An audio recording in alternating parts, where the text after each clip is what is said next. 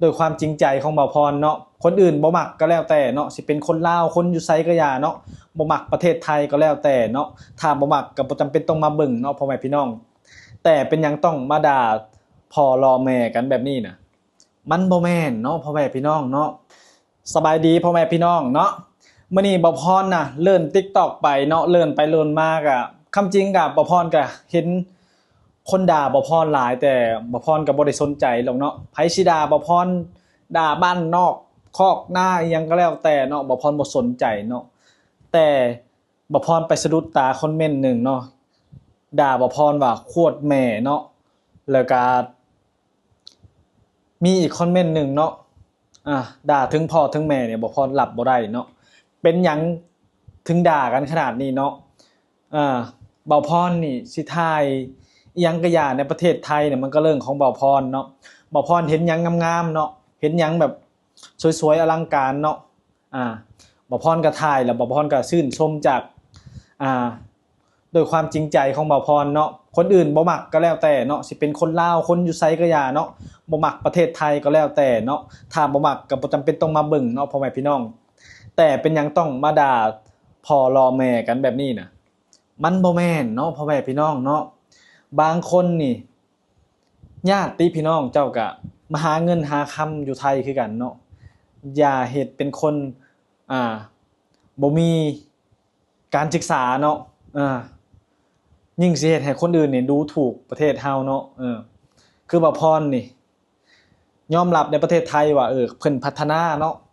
บ้านเมืองเพิ่นนี่เจริญแล้วเนาะเฮาก็ถ่ายทอดเนาะให้คนลาวเฮาเบิ่งหรือว่าคนอยู่ไสเห็นก็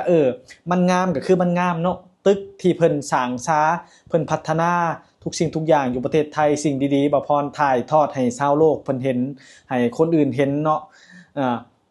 คนลาวมาเห็นอันใดอยู่บ้านเฮาบ่มีเนาะงามๆเฮาก็ต้องคิดพิจารณาเนาะนำไป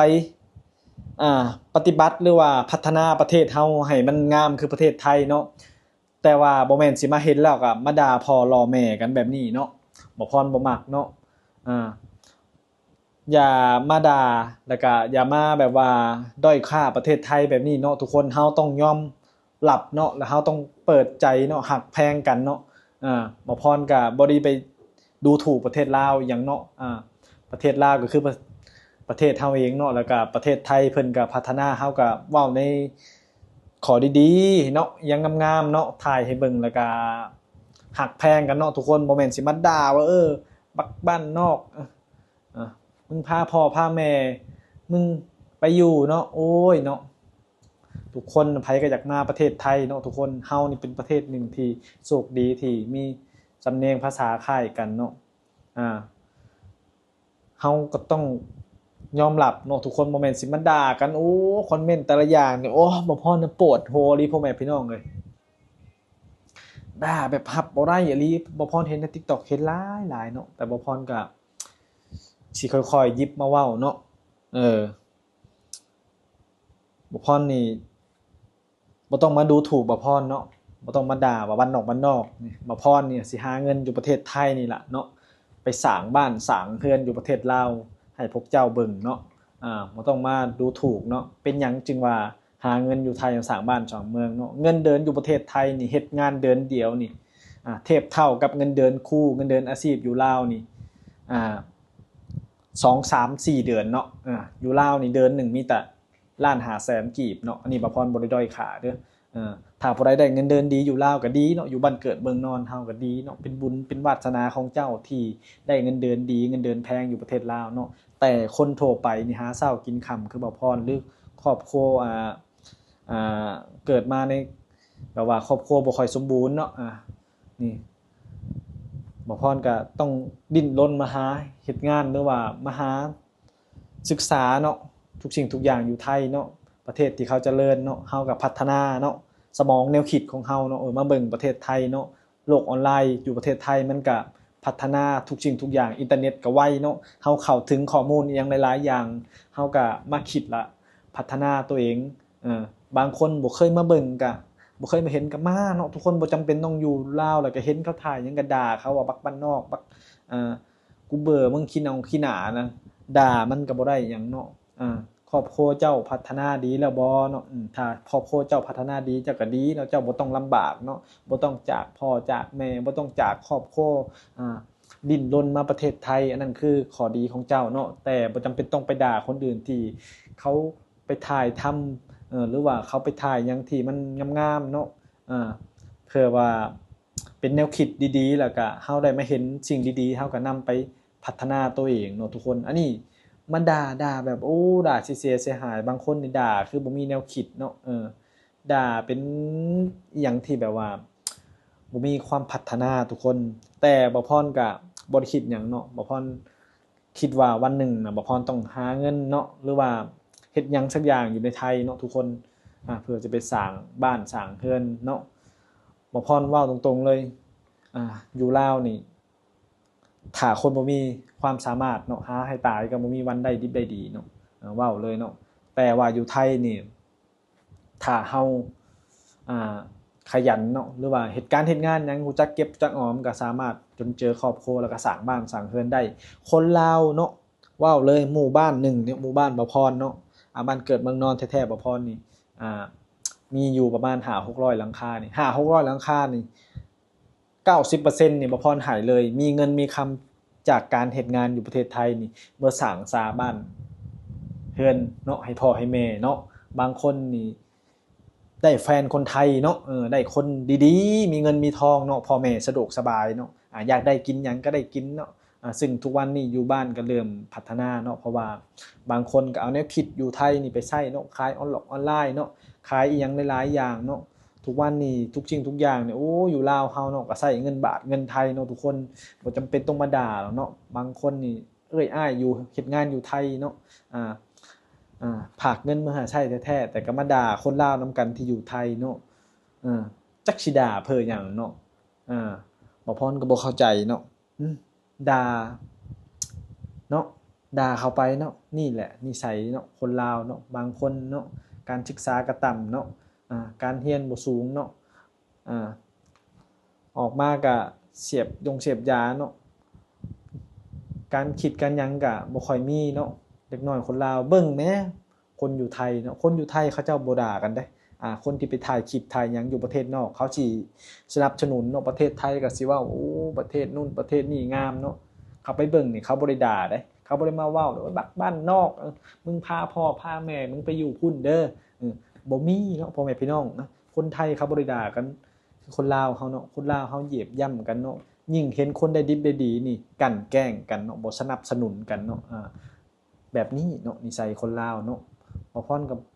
บ่จักคำเว้าเนาะแต่ว่าคนใดก็ที่ดีๆก็บ่พรก็บ่ได้เมารวมเนาะเมารวมเมาเฉพาะไอ้คนที่ด่าเนาะคนที่มาเม้นในช่อง TikTok บ่พรนี่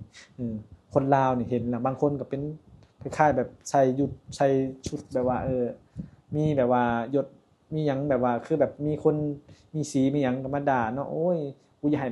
มาเห็นอยู่บ้านเด้อว่าซั่นโอ้ยเนาะข้อยบ่ได้เฮ็ดผิดหยังเนาะข้อยก็เว้าเนี่ยประเทศไทยงามเขาสามารถสร้างน้ำตกในตึกในหยังได้เนาะข้อยบ่ได้ด้อยค่าว่าประเทศลาวนี่ชาตินี้บ่มีแบบซั่นแบบซี่ถ้าข้อยเว้าไว้นั่นก็คือข้อยผิดเนาะอันนี้ข้อยเว้าแต่ความงามมันก็เป็นข้อดีของเฮาได้พ่อแม่พี่น้องเอ้ยถ้าคนลาวมาเห็นคลิปนี้เนาะมันเป็นข้อดีหยังคนไทยเขาก็สิมาฮักเฮาเนาะแพงเฮาเพราะว่าเฮานี่มาถ่ายทำประเทศเพิ่นให้ชาวโลกได้ฮู้เพราะว่าโลกออนไลน์นี่มันเบิ่งหลายได้ทุกคนเลยบางคนอยู่ต่างประเทศนี่เขาก็บ่ได้เห็นเนาะว่าจุดนี้คือจุดนั้นเนาะนี่ขนาดคนไทยแท้ๆบางคนเพิ่นก็ทำมาหากินเพิ่นก็บ่ได้ไปเที่ยวไปหยังเนาะเพิ่นก็มาเบิ่งคลิปเฮานี่ก็เพิ่นก็สิฮักแพงกันเนาะนี่ทุกคนฮักแพงกันนะมันดีที่สุดบ่จำเป็นต้องด่ากันดอกเนาะเป็นหยังต้องมาด่าว่าโอ้ยด่าพ่อล่อแม่กันเนาะเห็นแล้วก็เมื่อยใจเด้อบ่พรเนาะโอ้ยทั้งที่จะซัปพอร์ตกันเนาะคนเฮาต่างคนต่างจนน่ะดิ้นรนมาคือบ่พรก็ดิ้นรนมาถ่ายทำมาเพื่อศึกษาหาการหางานในอนาคตสิพัฒนาตัวเองเนาะให้มีเงินมีคำเนาะก็นำพาไปพัฒนาประเทศตัวเองถ้าเฮาพัฒนาตัวเองได้อยู่ไทยก็คือคนที่เขามาค้าขายอยู่ไทยนี่แหละบางคนอย่างเช่นพี่บอกพี่วินเนาะเพิ่นพาค้าขายเพิ่น ขายอยู่ลาวเพิ่นก็มีแนวคิดดีๆมาค้าขายอยู่ไทยเนาะเพิ่นก็ช่วยประเทศลาวช่วยประเทศไทยคนเฮานั่นล่ะว่าคนที่เขามีความสามารถเนาะบ่พรก็อยากเป็นคนมีความสามารถคือกันก็มาศึกษาถ้าเฮาเฮ็ดบ่ได้ก็บ่เป็นหยังก็บ่เสียหายหยังเนาะแต่ว่าคนลาวนำกันบ่จำเป็นต้องมาด่ามาด้อยค่ากันเนาะทุกคนมันมีแต่ข้อเสียกับข้อเสียเนาะนี่เด้อบ่พรอยากฝากถ้าคนลาวเขามาเห็นเนาะบ่จำเป็นต้องมาด่าแล้วบักลาวนั่นจังซี่โอ้ยเนาะ เฮาเฮ็ดตัวเองให้เฮาดีก่อนเนาะไผเกิดมาก็จนคือกันคนลาวส่วนมากก็บ่มีไผสิเกิดมาแล้วรวยน้อยคนเนาะทุกคนเนาะแต่บ่จำเป็นต้องมีเงินแค่เติมเน็ตแล้วมาด่ากันเนาะเฮาต้องถ้าบ่พรมาเห็นบัดนี้เจ้าก็ต้องคิดตามบ่พรถ้าได้ไปนี่เฮาต้องเฮ็ดแบบนั้นแบบนี้เนาะต้องคิดในแง่บวกอย่างเดียวเพื่อพัฒนาตัวเองบ่แม่นสิมาเหยียบกันมาด้อยค่ากันแบบนี้เด้อพ่อแม่พี่น้องเนาะคลิปนี้ก็ฝากถึงคนลาวถ้าใครมาเห็นเนาะบ่ต้องด่ากันเนาะทุกคนคนไทยเขาก็ฮักคนลาวเนาะคนลาวเขาก็ฮักคนไทยเนาะอ่าแต่ถ้าผู้ใดบ่ฮักประเทศไทยก็บ่เป็นหยังเนาะบ่พรฮักเพราะว่าบ่พรก็สิทำมาหากินอยู่ประเทศไทยเนาะทุกคนและคนลาวน่ะ 8-90%นี่ลืมตาอ้าปากยอดประเทศไทยเนาะทุกคนเนาะเฮาบ่จำเป็นต้องด่าประเทศไทยละสิ่งของทุกอย่างเฮาก็ใช้ของไทยเนาะเงินคำเฮาก็แลกเปลี่ยนก็เฮาก็ใช้ง่ายเนาะแต่เฮาบ่จำเป็นต้องด่าประเทศไทยเนาะทุกคนบ่ฮักก็บ่เป็นหยังทุกคนอยู่เงียบๆก็พอถ้าเจ้าบ่ฮักเนาะส่วนคนที่เขาฮักเขาหยังเขาก็ไปในทางเขาแต่บ่จำเป็นต้องไปด่าเขาบ่จำเป็นต้องมาด่าบ่พรเนาะคลิปนี้ก็ฝากเป็นเพียงเท่านี้เด้อพ่อแม่พี่น้อง